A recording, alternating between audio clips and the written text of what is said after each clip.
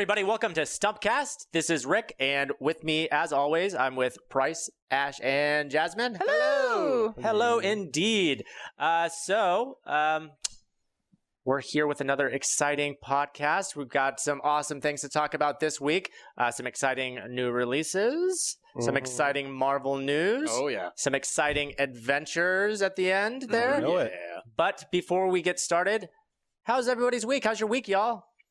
My week's been fantastic. Yeah. Because the Age of Ultron trailer came out. Yeah, it did. Which is amazing, and I've watched about 30 or 40 or 50 years. Yeah, you would not stop singing There's No Strings Attached. I can't stop singing it because I'm constantly hearing it because I'm constantly watching it. But we'll talk about that in the Marvel. I'll talk about it in the Marvel.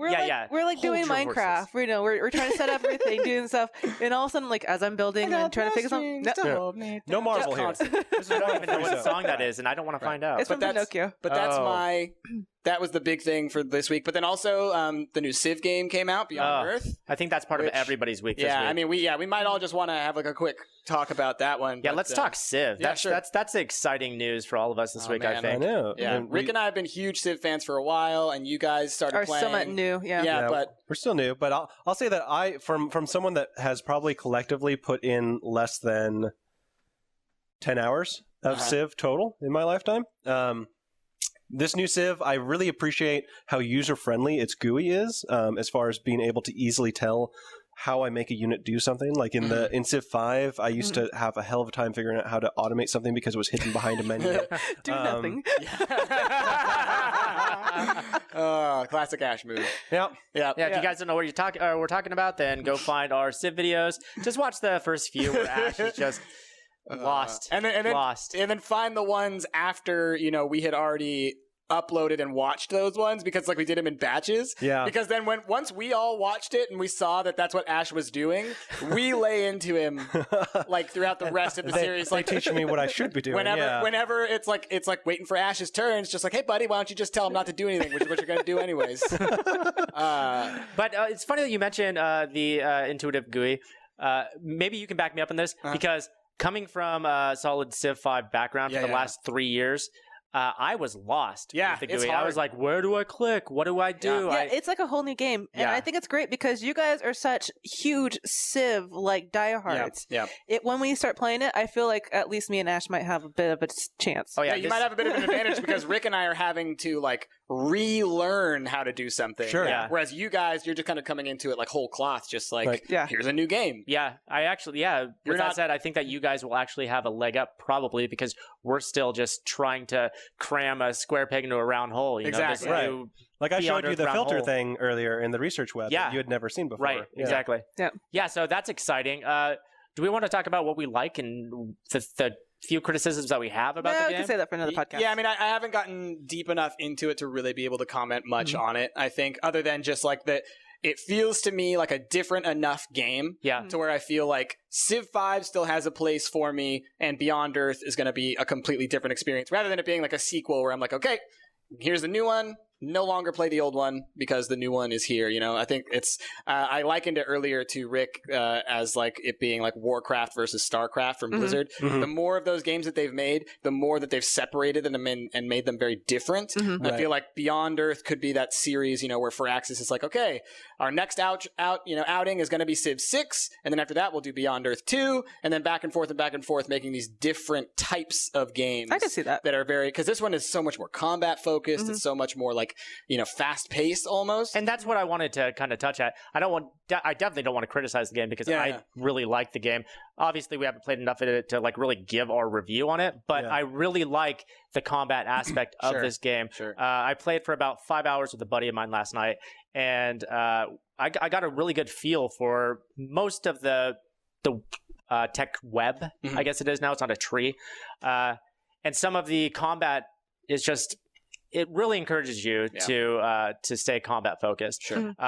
There's no more having to upgrade individual units. Now units upgrade across the board, which is so nice. So you'll have a Marine, which will upgrade to whatever the class after Marine is, not just a single Marine, all your Marines. And not even that, but there's only like 5 or 6 military units, and they all have completely different skill sets and abilities. Right. Which means it's more, you know, in the previous one, it was like, okay, you've got artillery, which are essentially just upgraded cannons, and cannons, which are just upgraded catapults, but they're completely different units and they're down different trees. In this one, it's just like, no, you have a thing that's a ranged unit, and you build up that ranged unit more. You have one plane. It is your bomber, your striker, your everything. Right. And you upgrade that one plane. And so it just makes it so much more that, like, you don't do that thing that you do in Civ where you're like, should I buy this unit? I mean, I don't know if I should really put the production into it if I don't use it in the next 20 turns. And or you wind up in 1998 and you still have an archer. Yeah, you still have a warrior somewhere, just like with a little club. That's an Ash move right there. That's an Ash move, yeah. That was the whole like Polish army coming in, and then there's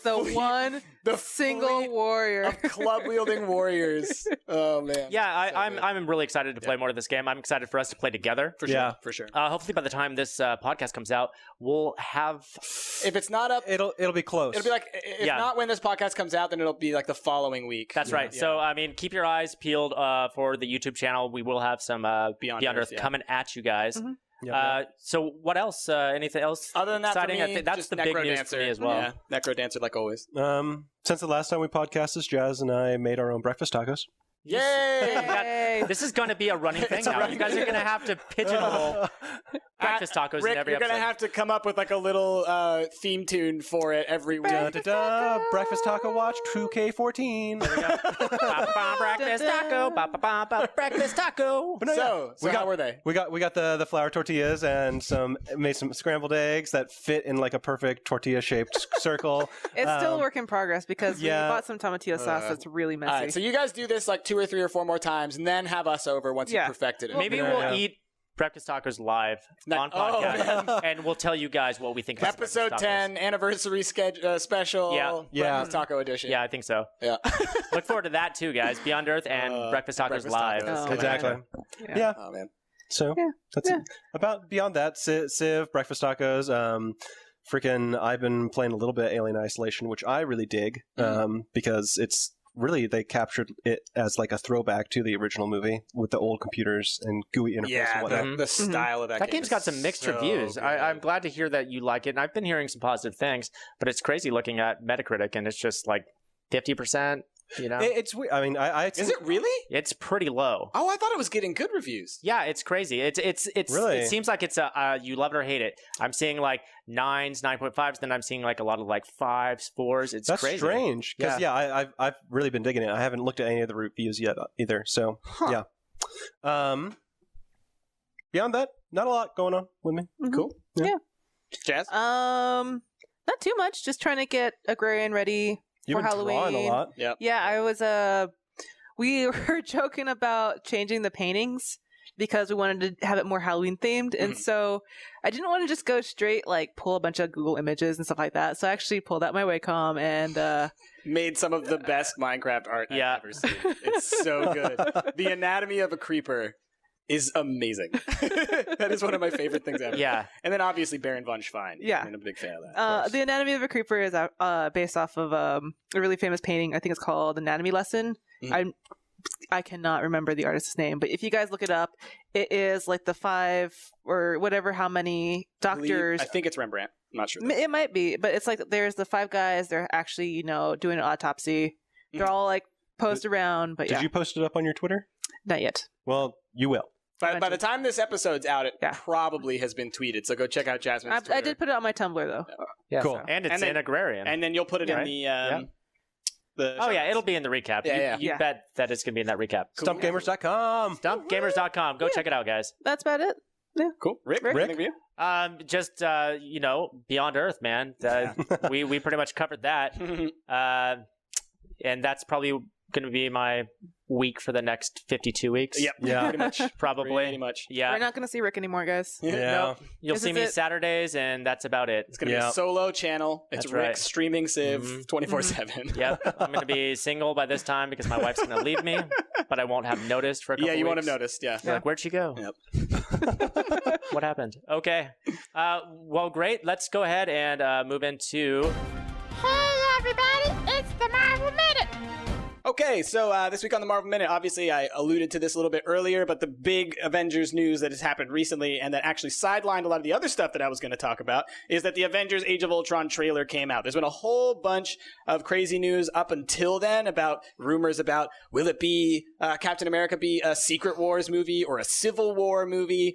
Tony Stark is signed on to be, or I say Tony Stark, Robert Downey Jr. is signed on to play Tony Stark in Captain America 3. But we will talk about that in a future episode because holy crap, that trailer was amazing. Yeah, it was pretty good. Rick, I'm going to ask you, I'm going to implore you to put the link to that in the notes. If you guys haven't already seen it, I know you probably have. If you're listening to this, you've probably seen the Avengers Age of Ultron trailer. But you should see it again. But watch it again. I've watched it like 30 times. You see little things. Every time you see little things. But what have you seen? So the trailer has released a little bit of information that we didn't know about yet and that people are speculating. Two big things that you'll want to pay attention to when you watch that trailer. There is a scene, it's roughly, I think, about 30 seconds into the trailer, where you have everybody's kind of sitting around, and they seem to be kind of having like a little cocktail party kind of thing. And then Ultron makes his first appearance, and he's this kind of messed up looking Iron Man suit. It's kind of monstrous and gnarled looking. Super cool scene. But for a split second, you can see that up there in the area where all the Avengers are, there are 3 women, which we know one of them is Maria Hill. Okay. Kobe Smulders, she's been in the other Avengers movie. She was in Captain America, Winter Soldier. We know that one of them is Black Widow, Scarlett Johansson, been in plenty of the films. You know who she is. And then there is a third woman who it's hard to distinguish who she is. I believe she is the actress Kim Soo-hyun, who was cast in the film, but her role has never been released and was deliberately withheld because they said it might be a spoiler.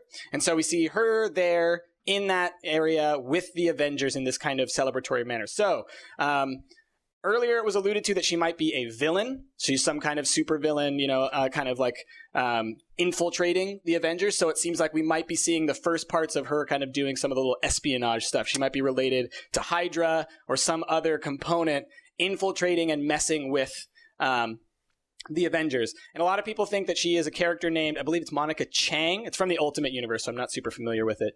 But who is apparently part of S.H.I.E.L.D., who then becomes later a part of Hydra and all the bad stuff, who is part of the Artificial Intelligence Division, which Ultron, AI, crazy evil robot, makes a lot of sense. So that's probably a solid theory for what her role is. So cool to see her there. Lots of little speculation, but obviously it's just like a 1-second clip that we're going off of. The other 1-second clip that's really interesting is there is a split-second shot of Andy Serkis. Yeah. Okay? I did see him. Yeah, okay. So, Andy Serkis, who you'll all know as being the most famous person in performance capture. So, he played Caesar in the Planet of the Apes movies. He played Gollum. He played King Kong in the Peter Jackson King Kong movie. Right. He's the go-to guy for performance capture for CG work. And so we knew he was going to be consulting on the film, or at least that's what they said he was doing, because they were saying like, oh yeah, we're bringing Andy Serkis in so he can help Mark Ruffalo with the Hulk, so he can help Spader playing Ultron, because we're doing a lot of performance capture. And so people were like, oh, okay, we'll go for that. We'll believe it. But then they showed a shot of him. He's in the movie. Right. And you do not take an actor of the caliber of Andy Serkis and put him in your movie as a throwaway character and then give him a significant close-up in the trailer, right? You don't do that for a throwaway character. Here's the deal, all right? And this is huge. Okay. So, IMDb lists several characters as being Colonel Claway's mercenary number 1, Colonel Claway's assistant number 2, all right? Claway spelled Klaue, okay? Judging by the beard that his character has, all right, that weird kind of Abraham Lincoln beard, as well as that name, which sounds suspiciously a lot like Colonel Klaw, Klaw, who's a very famous villain in the Marvel Universe. It's very likely that he is actually playing Ulysses Klaw. And a big reason why people believe that is because Ulysses Klaw is highly related to Ultron. He's also highly related to Black Panther, which is one of the movies that is projected to be coming around the corner. And we know that Ultron goes through many transformations in the movie, which you can kind of see progress through the trailer. And part of that transformation, we see a brief scene of like a molten metal covering his arm. And it's believed, and because of the comics, that he will obtain a large amount of vibranium, which is what Captain America's shield is made of, in order to give himself a vibranium coating that fits with the comics. Where do you get vibranium in the Marvel Universe? The only place you can get it, which is Wakanda, the home of Black Panther. So, if Ulysses Klaue is in this movie, we also know that they filmed a whole ton in South Africa. There's a good chance that we are going to see Black Panther's home in this film, that Ultron's going to go there, bust some shit up, get a whole bunch of vibranium, and introduce Ulysses Klaue, thus kind of backdoor piloting the Black Panther universe. So, you are a super sleuth, a Marvel super sleuth. Seriously, like from 2 seconds of a trailer. Yep. You are the Inspector Clouseau please. Of the Stumpt universe. It is not only my work. This is the work of numerous Marvel fans out there who are just like me. Well, and it has been a fantastic week for all of us. But anyway, I've already taken up... That's a lot to unpack, you guys. I've taken up a whole bunch of time with this Marvel Minute, but oh my God, go watch that trailer a million times. Yeah, we were talking about, me and Ash, we saw the trailer, we're like, has Price seen this yet? He's probably already seen it like 300 times. Yeah. And so we were just like, you had the audacity to post it to our Facebook chat. Like, hey, have you seen this, Price? What? Yeah. I actually feel honored that like about 10 or 15 people all texted or messaged me in different forms of media to be like, dude, have you seen it yet? Dude, the trailer. Oh my God, the trailer. I'm like, I'm honored to know that people think of me as that person. So that's this Marvel Minute. Go check out that trailer. It's amazing. Age of Ultron is going to be amazing. All right. Thank you, Price. Another excellent Marvel Minute. That was exactly 1 minute. It was exactly. In an alternate universe, that's what a minute is. Days are much longer. Okay, so let's get into our main topic of this here podcast. What are we talking about today? We're talking about underrated, overlooked games. That's right. We're going to do a lot of editorializing. This is obviously not subjective material. We're all going to put our own spin on it. I'm sorry, not objective, rather. Very subjective. Very subjective. But who wants to get started? I know that we've all got some games that we know and love that nobody really appreciates or undervalued. I can start us off. There's a game for PlayStation 2 that's really dear to my heart called Way of the Samurai. Way of the Samurai was made by Acclaim, who are the same people that did the Tenchu series. Tenchu. So good. Yeah. Tenchu. Also, some would consider that an underrated game. But anyway, Way of the Samurai was extremely underrated. I really don't know anyone that was in my tight-knit of friends back in like 2003 or whenever when it came out. But I don't know anyone else that played that game. Way of the Samurai. I did play it, by the way. Oh, yeah? You know what? Yes. Looking at Melanie loved this game. So your wife? Yeah, my wife. She doesn't like many games, but she loved this game. My wife. This game, super interesting because it starts off and you're really just sort of thrown in, and your very first encounter is you walk across a bridge. There's a lady that's getting in a fight, and you can decide whether or not to save her or to kick the guy's ass that's trying to like kidnap her or something, or you can just walk away. And each one of those gives you a different tree of options. But what I love about it is it's not a game that says like, if you were to save her, it's not like it will pop up saying you've gained 10 points to heroism or something. It doesn't tell you that you're going down different trees. You beat the game and then you play it again and you realize after playing it a second time, holy shit, there's a whole different thing that I can do. Yeah, it's totally organic. Exactly. So it really makes it very easy to, or just, it feels like a natural game that's only 2 hours long. And then you play it again and you do it a whole different way. And it's a completely different game. There's whole different dojos that you can join, and whole different, whatever. But the other part that's amazing about this game is that literally if you've become super buddy with some dojo or something, and there's a trainer and he's trying to train you, and you're really in with this group, but you decide, dude, that trainer's sword looks badass. So you decide to freaking kill him. You can kill any character at any time in this game and take their sword. There's over 60 swords to unlock in this game. Kind of reminds me of like the way Morrowind would play. Like, it doesn't matter where you go. You can do really, everything exists within the gameplay, and therefore you are free to just mess with whatever. And exactly. make it happen. And this was a time before a lot of games started to do those sort of morality kind of options. Yeah, where you could go down a path of good or bad. And so there was 6 different endings to this game, or I think 7. Well, and like you said, it's this whole kind of thing where it was this organically. So it didn't feel like trees. It just felt like you're playing through and just seeing what happens. Exactly. And I actually remember the first time I played it, I just walked across the bridge. Right. All right. And that's and it ended. Yeah. That was the end of the game. I walked just past everything. And then it just was all like, okay. And so he goes on and does whatever and blah, blah, blah, the end. And I was like, what kind of garbage game is this? And so then I had to go online and look this stuff up. And I was like, oh my God, this sounds amazing. So then I went back through and I tried a whole bunch of stuff. And it was like, yeah, every time you played it, it was this, you could find all this different stuff. It's pretty incredible. This game, it got, I think, an average of 75 on Metacritic. They've made 3 sequels to the game. They're up to Way of the Samurai 4. Every sequel that's come out gets around a 50 or so on Metacritic because they really sort of veered away from the, I think, kind of quirkiness that was in the original, where there wasn't really voice acting. There was a lot of weird characters. There was people with afros, and yeah, there was just a lot of silliness to it. In the new one, it's much more serious. I think there's less trees that you can sort of organically go down. And yeah, it just doesn't seem as natural and as quirky as the first one, which I think is really what captured. That brings to mind a game that I loved playing back, well, I don't know, 10, 15 years ago. I think it was pretty overlooked, and the sequels never did it justice. Front Mission 3.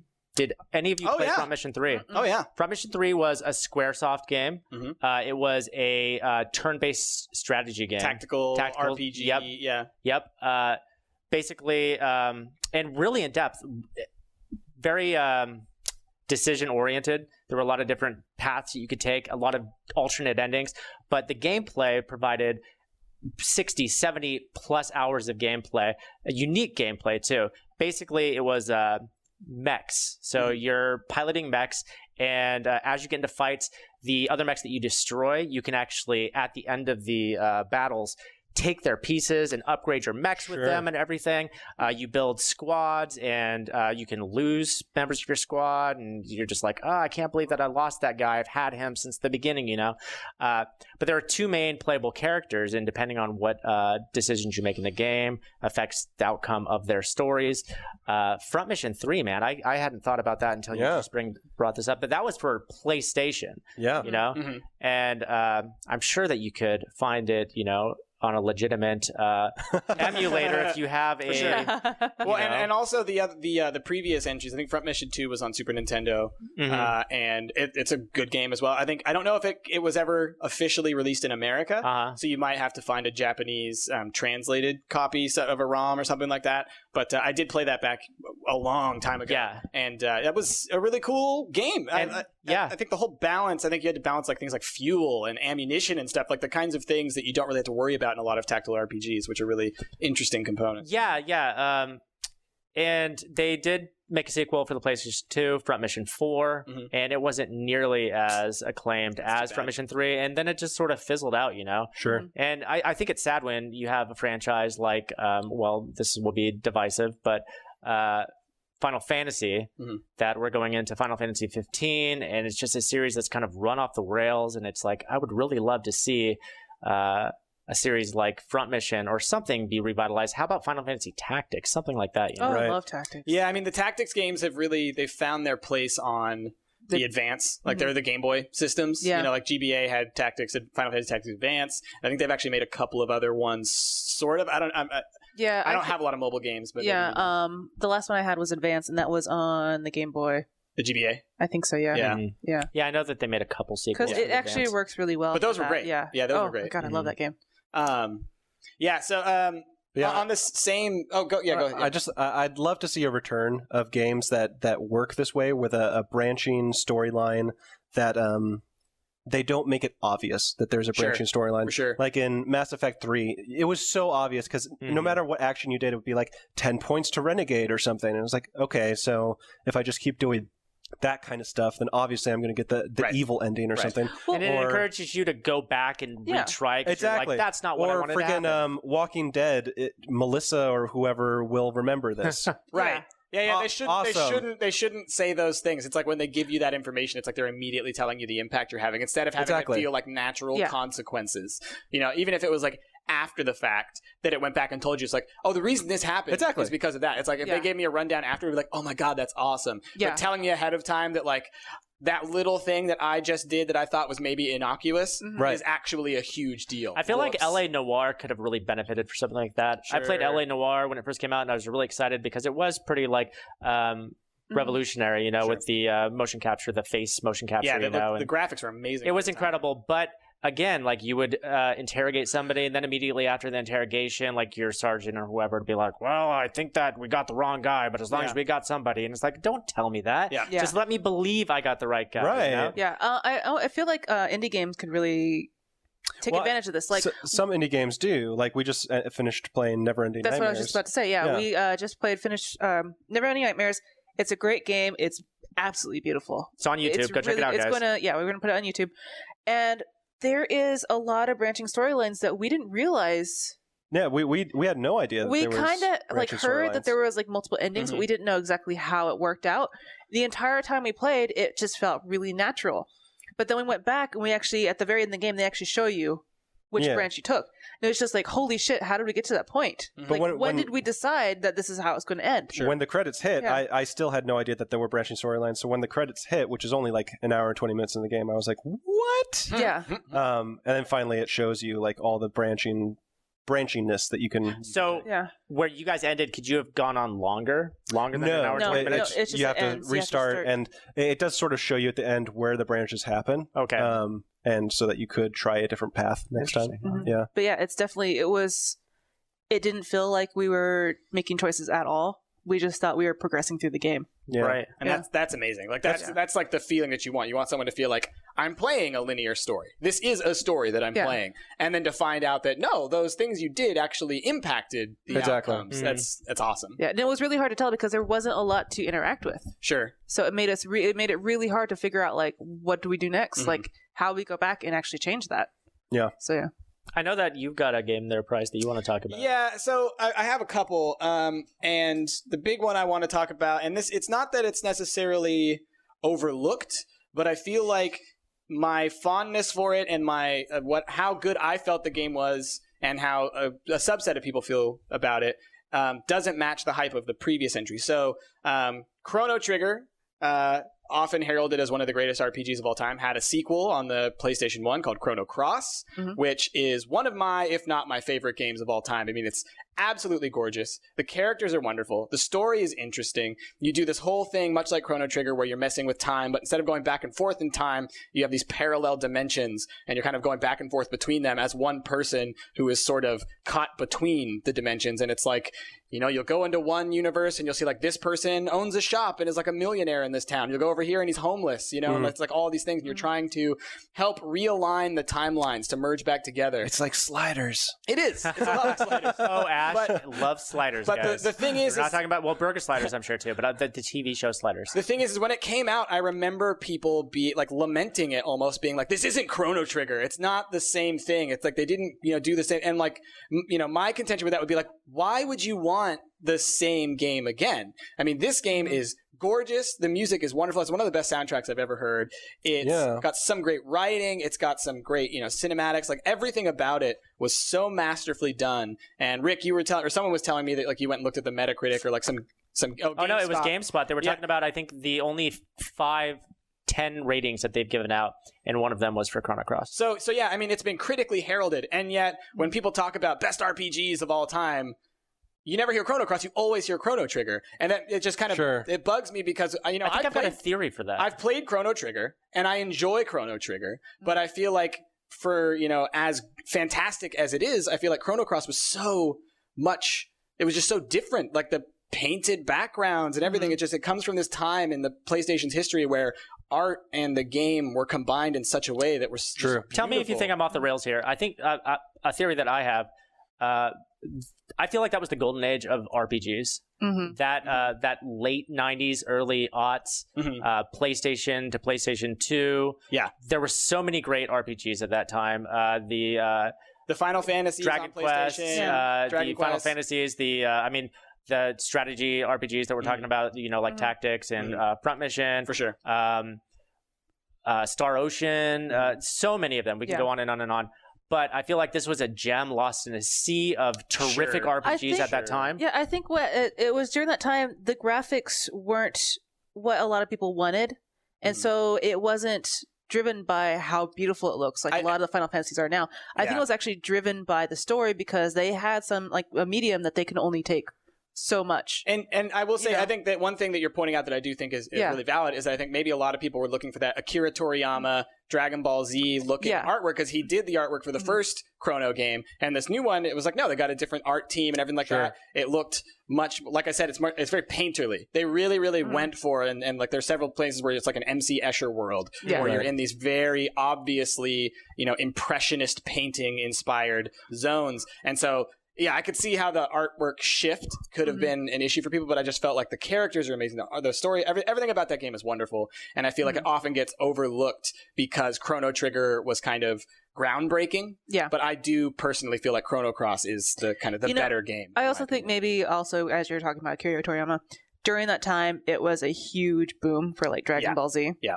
And like all the animes from like Japan were like getting dubbed. Because and Pokemon during that time, was really big at that time, and people were like, oh, what is this thing? Yeah, it was like the whole boom for the anime in America. And I think that's probably another reason why it was probably overlooked, is because Chrono Trigger had that great, art style that people already like, that's Dragon Ball Z, that's, Akira Toriyama.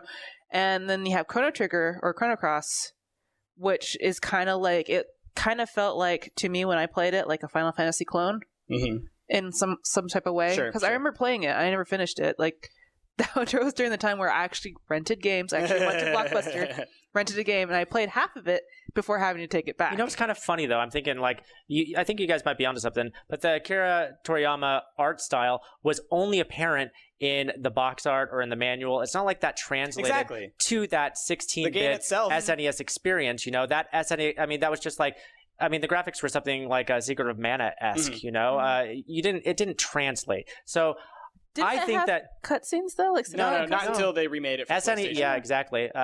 Right. They did add those things for the PlayStation release, but for the SNES can do cutscenes. He did the Akira Toriyama did the design, like so he designed the characters and then did like a lot of the box art and whatnot. Right. But then the in-game stuff, was essentially Final Fantasy sprites, right? Because it was Super Nintendo. There's not much you can do. But so I think. Building off of that, you brought up Secret of Mana, which segues into another game that I wanted to bring up. And really, there's a whole slew of Squaresoft RPGs that they made around that time that, like you said, got lost behind a lot of. But Secret of Mana had many sequels. A lot of people in America have probably heard of Secret of Evermore, which was a very weird sequel. It's like a Back to the Future meets Secret of Mana. But then there was also... Seiken Densetsu 3, which was only released in Japan, and I honestly believe is a superior game to Secret of Mana. It's just better in every way. But then there was Legend of Mana, which also came out on PS1, which came out around the same time as Chrono Cross and like Final Fantasy 9, I think. And again, I feel like it was a game that was more interesting in my opinion. And here's another one of these examples of having branching storylines and whatnot. The world itself was, you had this map, and you started out and you have these little relics. And so you place the relic in the middle of the map and it creates a zone, like a town, okay? So you start out, you put a little town thing, you're going through levels, you're doing missions, you get more of these relics, you place them on the map and they create whole new zones. The thing is, where you place them into relation to one another alters their makeup. So like it has these different elemental affinities or whatever. And so it alters what stories you can encounter there. You literally can't encounter every story in one go.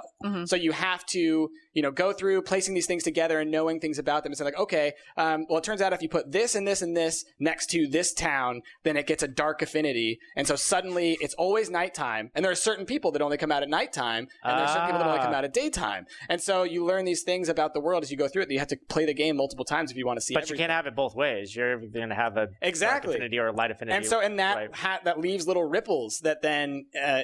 end up, altering your storyline throughout the whole thing. Where the first time I played that game, there is an entire storyline involving like going to hell and back and all of this stuff I never experienced. Yeah. Because I didn't put the towns in the right order and stuff like that to unlock that part. But I did experience this whole other storyline with this guy who's like got a gem in his chest, and there's other people who have gems, and there are people who are trying to steal their stuff. But you have all of these little storylines that are completely determined by how those little actions, and you don't even know about it until later on when you realize that there's more stuff that you missed. And so I just felt like, again, it's another game that gets lost. You always hear people talk about Secret of Mana as being one of those great things that comes from that Super Nintendo era of RPGs. And I feel like you never hear those same things about Legend of Mana, Chrono Cross, Vagrant Story, all these other RPGs that came out on PlayStation 1 and that were again, great. I think that backs up my theory. These games all came out more or less at the same time. This was a golden age. We will never see RPGs like we had 15 years ago, which is kind of sad, I miss that. RPGs are sort of a dead genre at this point, I think that they're... The turn-based RPG. That's my favorite. Well, I mean, and they're remaking, or they're sequelizing Final Fantasy, I think, just because it's guaranteed moneymaker at this point. Sure. I mean, and not even... And 15, guaranteed. Honestly, it looks like what they've decided to do is they're going more the Kingdom Hearts route of, it's kind of like a real-time action-based kind of gameplay rather than a turn-based, so they're shifting away from that style. But what other RPGs do you really have? I mean, nowadays? Yeah, there's not many. Costume Quest 2. Costume Quest 2! South Park? South Park. Yeah, indie devs are saving us. South Park, honestly, is a good RPG. It honestly is. It's pretty good. It's pretty good. But I mean, that's almost like a satire or a parody of RPGs in itself, but they did a great job. Yeah, they did a fantastic job. All right, what else do we got? Yeah. We've got Who else has got some? So Psychonauts is my kind of underrated game. I know it's a huge thing now, but when it came out, and this was, God, it was like 2005. I remember seeing the commercials and thinking, that's not what I want to play. Yeah, they were weirdly marketed. It was really badly marketed, and I think that it had a hard time selling. And I remember it came out for the original Xbox.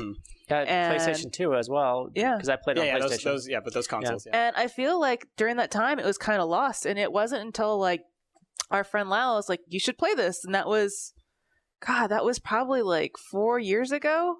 I mean, it really was super underrated for its time just because it was marketed weird. And I feel like Double Fine now has kind of understand how to they get marketing nowadays. a little bit better now, but I think the same applies for maybe a lot of the earlier Double Fine games. I feel like Grim Fandango kind of falls into the same That was boat like of, something I've not never as many heard of people before. played it, not a lot of people knew about it, but so clever, such great writing. I think Tim Schafer in general, is just sort of undervalued, I think more so nowadays he's getting the credit that he may have been due 15 but almost like a ago. Cult following.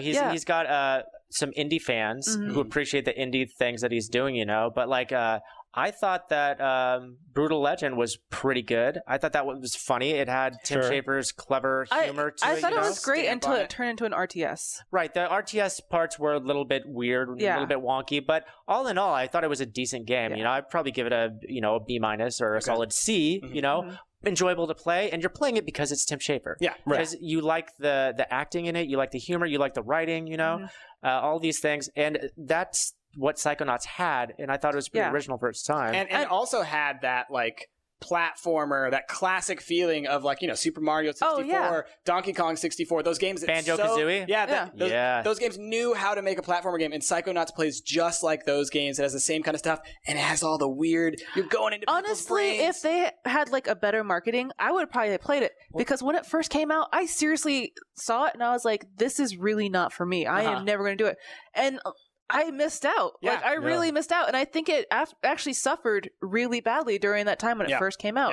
Yeah. What's so interesting now is that like these days, Double Fine would probably call Psychonauts a success based on just how well it's probably done on Steam. And they're already, I think, sometime later this year, releasing an HD remake of Psychonauts. That's fantastic. That'd be so fun. Yeah. And hopefully they'll make a big amount on it, because I want them to, have that success tied with that game so that they can feel like, yes, we need to make more of this stuff. Yeah. Because I feel like, it falls into that category of just like... And I would love to see a sequel to it too, because it was fantastic. All the weird, crazy levels. I mean, like taking that little door and putting it in that fish, and then you end up in a fish world as their Godzilla. Yeah. That's what I was going to ask. Perfect. favorite levels. Milkman. Oh gosh, Milkman, yeah, exactly. Milkman's Yep. great. Yep, Milkman I is think that's so everybody good. across the Milkman board, is the best one. It's you guys are the biggest conspiracy nuts. Oh, yeah. I really wish you would make a podcast Please. just on your conspiracy nights. We But should, I'm yeah. you're saying we're conspiracy nuts. I No. am a nut Yeah. for conspiracy nuts. I Price am a and I very are rational very- human being. No. Here. Bryce and I are skeptics, but we like to watch zany conspiracy theory Yeah, and then you have a night where Ironically. you actually go to each other's houses and you watch these things, Yes. and then you talk about it. I would love to hear just like I just want to plant like a microphone now, Yeah, and just let you guys go for it. Okay, man. Yeah. Maybe that's something we can look Because into. that's For what the those that don't milkman- understand, the milkman was a conspiracy nut. Yeah, So- the milkman was an actual milkman. And for some reason, he wanted to see the world burn. Yeah. And he had like these in his mind. Everybody was watching him. There's, and like, then when you FBI agents. actually go inside of his Yeah. mind, Mhm. it's this really weird, twisted world. Like it's like a nice suburban area, but it kind of like There's like trucks with radar Corkscrews. dishes on them. It's like MC Escher, where it's it like corkscrews. you- Like yeah, you the corkscrew road, you around could actually and- see the road go up and around you.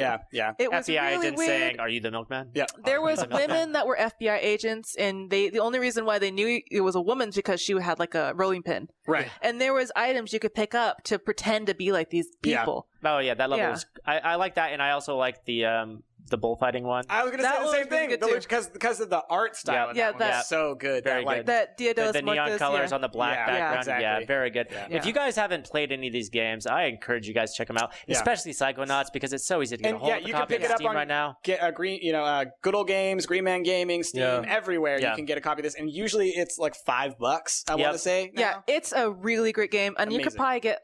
I really I don't encourage know, you to check like out any 10 of Tim hours out of it, Schafer's yeah? games. I really like him. Yeah. He's a funny guy. Yeah, and that's an interesting point too, because it was a longer game. Double Fine, since Brutal Legend, has not made a long game. Yeah.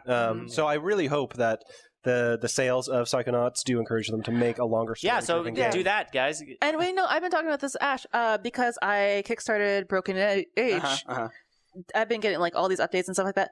They actually splintered a small group that's head by Pendleton Ward Oh, to make a new game. And I Pendleton haven't Ward, really for those who been don't keeping know, up on it. Adventure Time creator, Yeah. Pendleton Ward. Yeah, and so they've been working together and they've been doing their own stuff. And Oh, so that they're would be having like a whole little fantastic. studio that's based around whatever they come up with. Wow. Yeah. All right. Yeah, Yeah. cool. Yeah. Pendleton Ward has just stepped away from Adventure Time. He's not the show runner anymore. really? I didn't Yeah. know that. So that's interesting. Okay. That's really, I did not know that. yeah. Oh. Yeah. He's a creative and funny guy. Yeah. So yeah. I mean, I think that it wasn't like a Dan Harmon thing where Sure. he was fired. He No. kind of just was like, they've got this under Right. control. Yeah, I I can step away think now. Adventure Time is great, but I think when Rebecca Sugar, one of their lead story board artists, left, I kind of like, it's not the same anymore. Yeah. Okay. Yeah. Yeah. I'm kind of waiting for it to peak. It hasn't really, but Yeah. I mean, that day will come. Yeah. But we digress.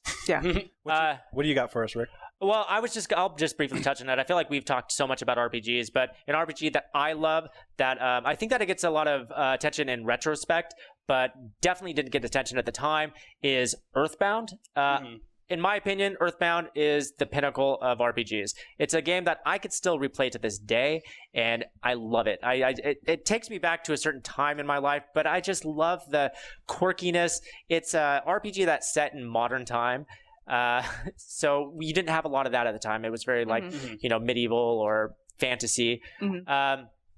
And just really humorous. The music was terrific. If you guys haven't seen it, I'm going to post something with the highlights for this podcast.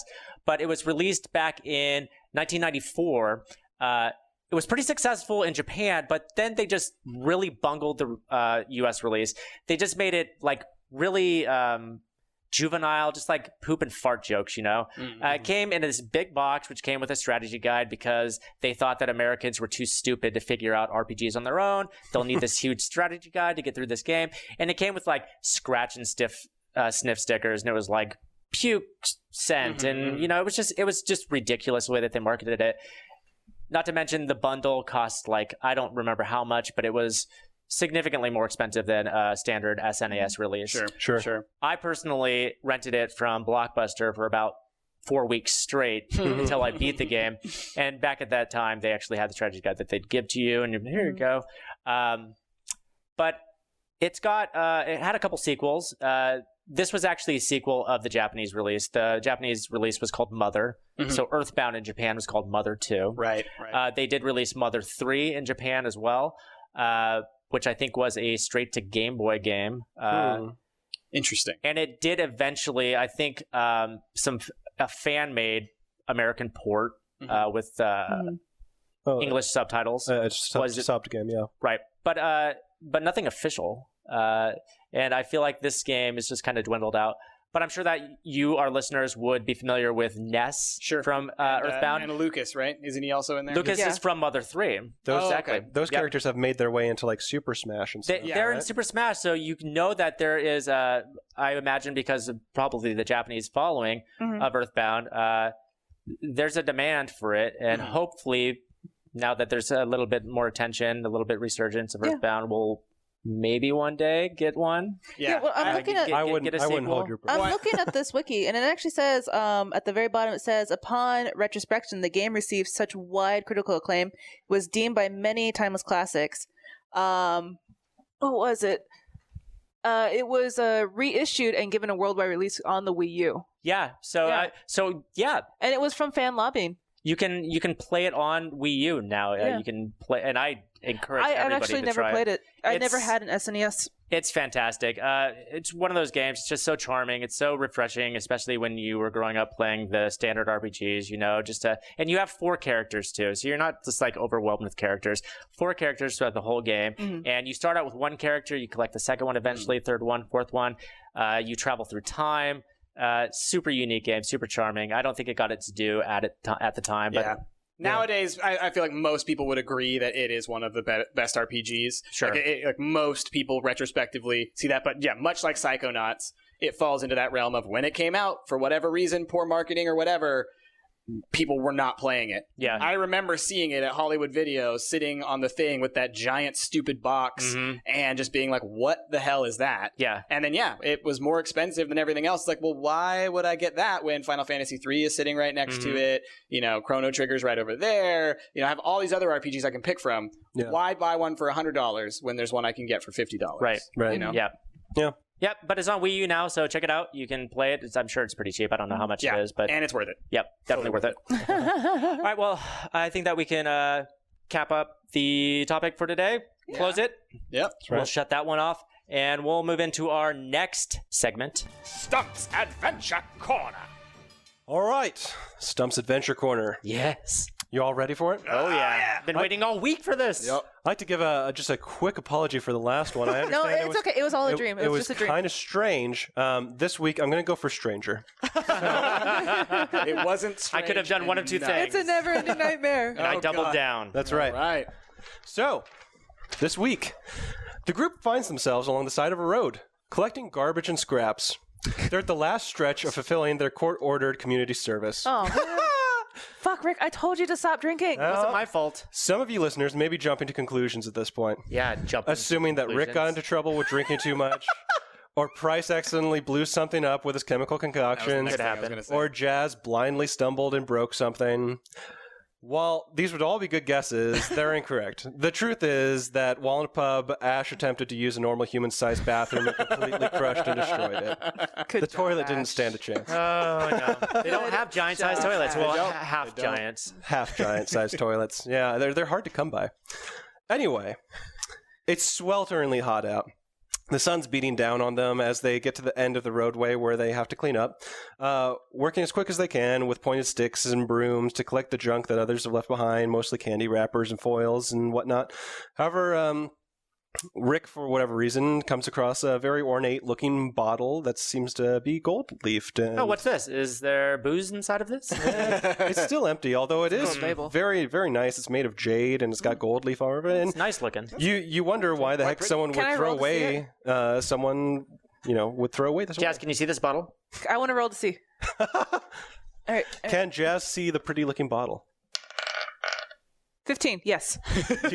You can sort of see that it's greenish jade looking. Pretty, right? When do I get LASIK surgery, guys? That's not today. At the end of every episode, if you roll a natural 20, then we'll see. Oh, okay. So Rick stows it away in his pocket. I'm just going to put this in here, guys. As they near the final turn of the road, the group comes across a couple of small kids that are in a obviously homemade-looking lemonade stand. Roughly about my height, I assume. That's correct. The small boy with a small boy with a red cap and a younger girl with a daisy patterned dress. The boy starts yelling out at us, "Ha ha! Thank you, garbage servants. Road looks great. I'd shake your hands, but I don't want to smell like a chamber pot." Oh, these kids. You stink. I want to blow them up. Hey. Oh, you're small like the kids. I think if any of us are going to fight them, I think that you should do it, Bryce. Someone give me a razor. I'm going to shave. I'm going to pretend to be a child. I'm going to beat them up. I thought you were going to slit their throats. Oh my God. Oh, no. We all start to just like calm ourselves down a little bit. All right. And the little kid says, "Oh, hey, I think you missed something." And he kicks over a trash can that's completely full of the little paper cups and lemon rinds over the previously completely cleaned road. I want to punch them in the face. Rick throws the ornate bottle at the kid's head. Yeah. Roll to see if you hit the kid. Oh, you're going to get it, Timmy. 9. So, you miss the kid's head, but you do manage to hit him in a much more sensitive area. You hit my balls! Yeah, I did. Hit my balls! Oh my goodness. The kid with the red cap apologizes and offers us all a round of lemonade for free, and he says that he'll clean up his own mess. So we all down the lemonade. Oh, God. Can I make a potion Delicious and do something to the kid? lemonade. Can I poison him? Do you want to poison the kid? Yeah. Jasmine. Yeah. If you really do. Poison is I want lemonade. to poison this kid. Like what kind of poison? Not like a kill poison, but like a fart poison. No, I want. Oh, you know what? I want to poison him so that he stinks forever. Okay. Yeah. Always smells Yeah. of a chamber. Always Yeah, smells it's like like garbage. in Labyrinth. You know that swamp? Yep. Go for it. Roll for it. 8. 8. Jasmine smells forever. No. No, that's a critical The fail. potion fails. The lemonade stand gets some stink on it, but you don't manage to make him permanently stinky. God damn it. Anyway, Damn it. the group starts Nice heading try. back towards the pub. They're all in extremely good moods. Not just because the community service has come to an end, but because the lemonade was actually pretty damn good. All right. It's Yeah, not it's bad good lemonade. All right. At least I tried to poison him. Well, I taught that kid. I got him in the balls. As you get Did you pick it up at least? The bottle? Yeah. Did you take it with you? No, you didn't. Oh, shit. Damn it, I forgot the Rick. bottle, you guys. Pretty bottle. As you get about a block or so away from the lemonade stand, a rabbit, a 6-foot-tall rabbit wearing a suit and a feathered hat, walks out of the foliage next to the road. Is his name Harvey? Ash, Price, and Rick are dumbfounded at the sight of this. Jasmine, completely blind, has no idea what's happening. You guys, I think we got a problem. What kind of problem is it? There's a giant rabbit here. How much? There's no such thing as giant rabbits. There's a giant rabbit wearing a top hat. You guys are lying, aren't you? Did they put something in that lemonade? The rabbit runs up to the group and says, "Thank goodness you're here, but you're not dressed. Doesn't matter. We're late. Let's go." And he hurriedly shoves and shoos you all into and kicks you through the bushes and the foliage. And you burst through the bush that he shoved you through into a grand ballroom. Okay. There are animals of all sorts here.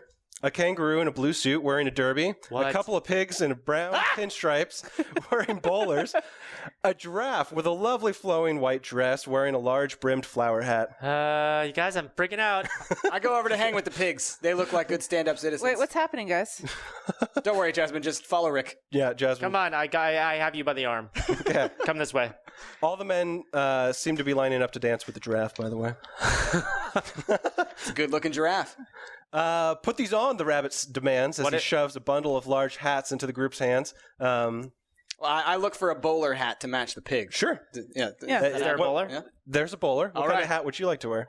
Is there a tricorner? Like a pork pie type thing? No, like No, a like a- tricorner, like a. Oh, like- yeah, Like a pirate one. Sure. Yeah. They're Sweet. I fine. got a tricorner.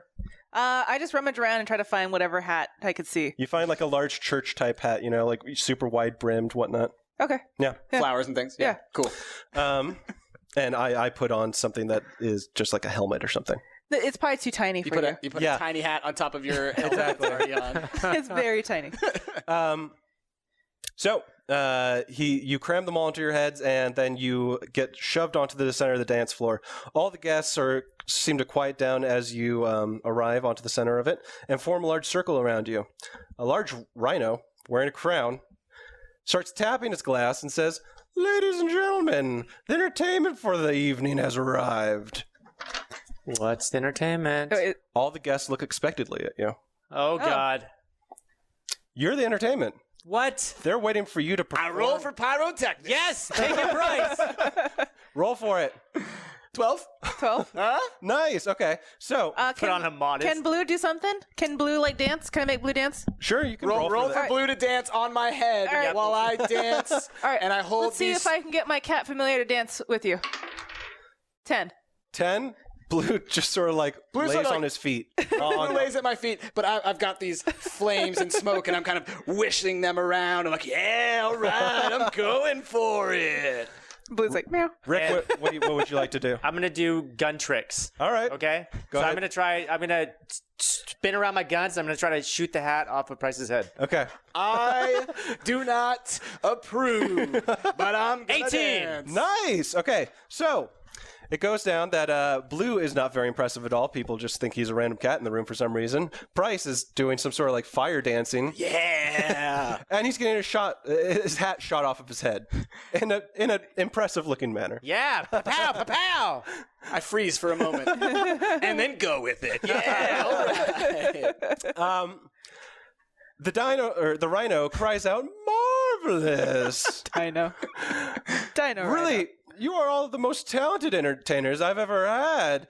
I'm so happy I purchased you. What? You'll be doing that performance every night for quite a while. My friends will love it. I drop my little pyrotechnic balls and they roll and fizzle out on the floor. Why'd you have to do such a good job, Price? Be more like Blue. I'm paralyzed by my own talent. Well, you all don't seem that interested. In that case, guards! And the guards start swarming in. What are the guards? Excuse me. They're deer guards, actually. No. Dear. Ice Cube. Deers swarm in from all sides, and they are just about to grab hold of you when all of a sudden, crash! A 30-foot Tyrannosaurus Rex smashes through the ceiling. What? What? It's like the end of Jurassic Park in here. Save us, Rex. He storms into the center of the dance floor and melts all the other animals with a rainbow beam that he shoots from his mouth. What? And then walks directly up to the group and says, "Price, the cephalotrons are invading. We need your help with the Jerry Pods to defeat them. The Jerry Pods need my help, everyone. You and your friends, will you ride into battle with me?" Of course. Can I ride on your for this back? call my entire life. Yeah. So, since you say of course, you all jump onto the back of the Tyrannosaurus Rex, and he flies through the air like a bird. Whee! Yeah! Except you Hey notice that guys, why is it so windy? just roll with it, Jasmine. Just follow Rick. Just follow Rick.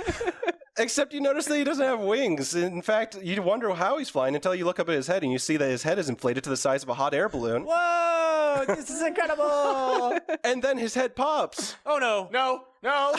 And millions of tiny lobsters start pouring out of his collapsed head. And they Oh start my God. flying. I hate lobsters.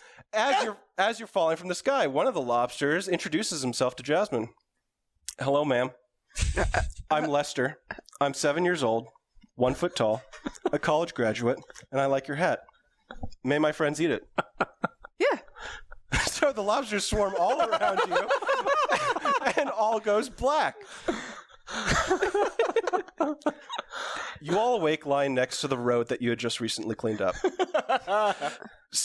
You all seem to be wearing your pants on your heads. Price, yours looks like a bowler. Rick, yours looks like a triangle-shaped hat. And Jasmine, yours seems to be flopping around on your head. Remember, I'm wearing a dress. Are there so it's bullet gonna be really holes in hard. my pants?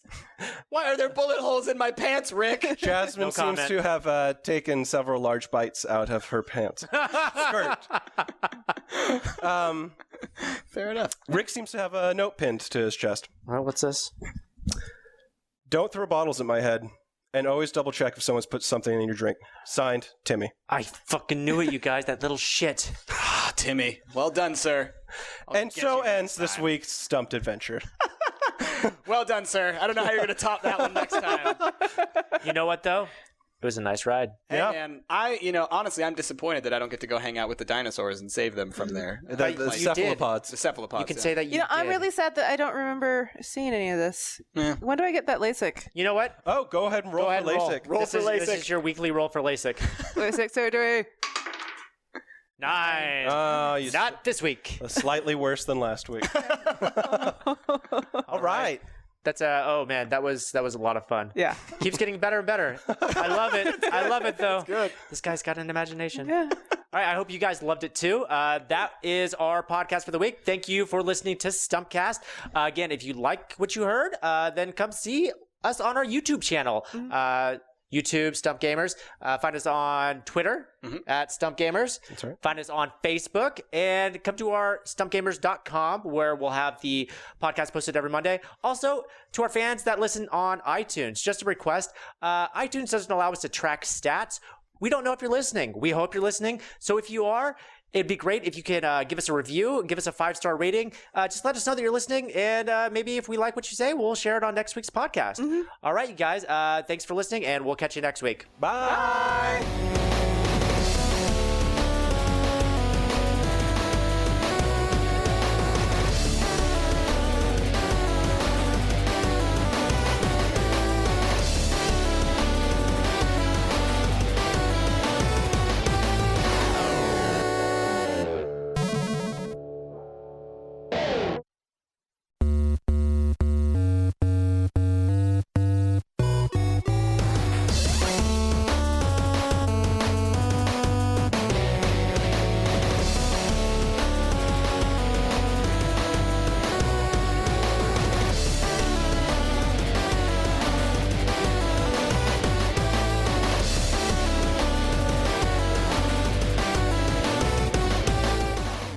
Hey everybody, welcome to Stumptcast. This is Rick, and with me, as always, I'm with Price, Ash, and Jasmine. Hello. Hello indeed. We're here with another exciting podcast. We've got some awesome things to talk about this week. Some exciting new releases, some exciting Marvel news. Oh, yeah. Some exciting adventures at the end there. I know it. But before we get started, how's everybody's week? How's your week, y'all? My week's been fantastic. Yeah. Because the Age of Ultron trailer came out. Yeah, it did. Which is amazing, and I've watched about 30 or 40 or 50 years. Yeah, you would not stop singing There's No Strings I Attached. can't stop singing it because I'm constantly hearing it because I'm constantly watching it. But we'll talk about that in the Marvel. I'll talk about it in the Marvel. We're like doing Hold your Minecraft. We're trying to set up everything, doing stuff, and all of a sudden